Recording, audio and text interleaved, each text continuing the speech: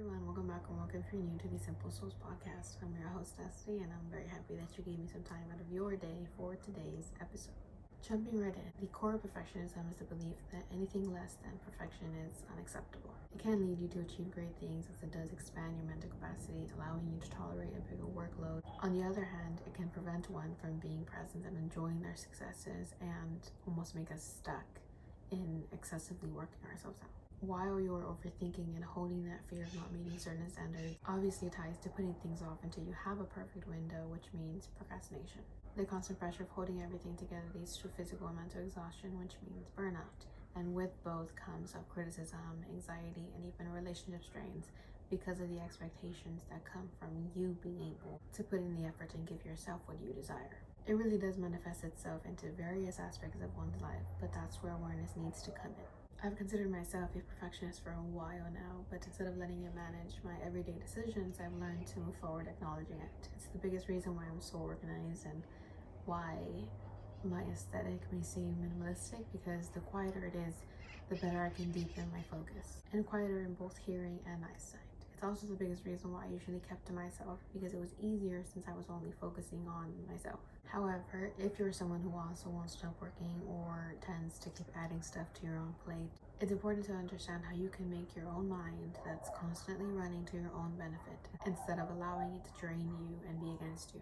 Because it isn't a bad thing that you question things throughout your day, or if you think more than people say is normal. But when you don't give yourself a break or allow yourself to catch up, it tends to make you miss opportunities and diminish your creativity. You can't be your best unless you're giving yourself the rest you need. This is where we're turning to the maturity segment of this podcast. I grew up in a very productive household, to say the least. So naturally, I started to fill in that position of keeping myself in check, knowing what was expected on my part, and simply focusing on what will benefit my future. Which, don't get me wrong, I'm very happy with how much I've done and how far I've gotten. I simply share these things because the whole point of this podcast channel is to help others along with myself to keep growing, healing, growing wiser, and overall to understand why we feel certain ways. Going back on track, I've noticed the differences for most of my life. The difference between the people I kept hanging around, the paths people usually took coming from my home neighborhood, and those who fell off because it got too hard. And it might have been a bit too early for me to be that grounded at a young age, but it's become one of my motives to do the most I can because I saw the resources and learned that you don't lose anything from simply reaching out, which is one of the biggest things I've struggled with since trying to keep myself in order without help, and overall doing what I did by myself seemed like the best thing to do because I assumed it was the only way to truly say I worked hard. I will also admit that there were numerous times where I would think about how much more I would have experienced and my parents were more easygoing, and how I should have been so hard on myself, and even asked myself from time to time if it was really that serious. And maybe some of you are saying it was never that serious, maybe some of you get it, but now that I'm in college, I would not change the way anything went, and I'm really happy for myself after all this time. As you mature, essentially the more you learn about your reality, the more the dots are going to connect, and you realize that you can't go back. You become aware, which this is where I'm going to mix the maturity and awareness segment. But you really do become aware of everything you do and everything that goes on around you.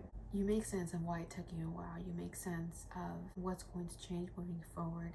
And actually, it's been a sincere time for me this summer as I'm reflecting not only on what I've learned about myself during my first year, but also what has changed since high school, middle school, and now realizing like I'm about to be 19 years old in like 2-3 weeks, which is crazy. And I've never felt better knowing and understanding that some things were needed in order for me to now have clarity, move with intention, and overall being more self-aware in an optimistic and open-minded perspective. Wrapping this up, I want to close off talking about open-mindedness and optimism as the biggest pieces of advice to take away from this week's episode. Majority of the people you meet who say they're a perfectionist or who seem like they have everything together might be managing their plate, but probably are closed-minded, stressed, and aren't as happy as they think they are. And I'm not taking this from statistics or something, I'm taking this from at-hand experience. No, but what really worked for me was first changing my routines from time to time, meaning setting things at different times, but also finding hobbies that will benefit, 1, my mental health, 2, my physical health, and 3, my spiritual well-being, which has now become my morning routine since I made an exercise, reading, taking care of my mental and spiritual health, since it's a book about getting closer to God, and exercising and trying to incorporate a few supplements to take care of my physical health. But it's just the little things that you should add to your day, since it's important to keep up with the different things that make you you. Now, something I'm trying to work on is avoiding speculation when something out of your comfort zone becomes an opportunity, and embracing uncertainty, which refers to times where I'm very vulnerable to judging myself and where I really don't know how things will work out. Because anything can come up randomly, and we can't always be prepared for something bad to happen. Especially since that would mean that you're only focused on negative outcomes, which means there's a fear that you need to take care of, because that's not going to help you in any way, shape, or form. For awareness, realize that if there's a will or passion of you wanting to do something, then there will always be a way of getting it done. And that is honestly the biggest switch that occurred for me, because I wanted to change how I was only aware of potential mistakes and being inflexible, because it was making me unaware of the opportunities that I was missing. There comes a point in your life where you can't keep questioning if it was worth it to be happy for a little while and now having to deal with the consequences of it all, or if you could change your path if you went back. No. Being aware of yourself after having this draining behavior means not letting the past consume you, no longer assuming anything, but rather asking yourself, how is this going to help me improve myself so that I can work less later on? And being aware of how hobbies and other aspects of your life are making an impact on you, and why it's even able to make an impact as well. Set realistic goals. Change your inner critic by finding standards that are both reasonable and challenging. Practice self-compassion, which can be done through a variety of meditation methods. Embrace imperfection by reminding yourself that no one is or can be perfect realistically. And focus on efforts, not outcome, by setting boundaries and seeking feedback.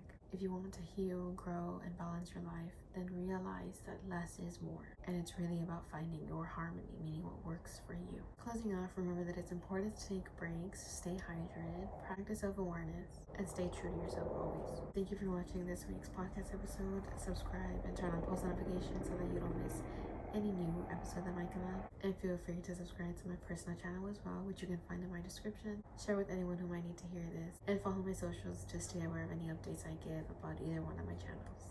I hope you all have a good rest of your day, an amazing week, and I'll talk to you guys again very soon.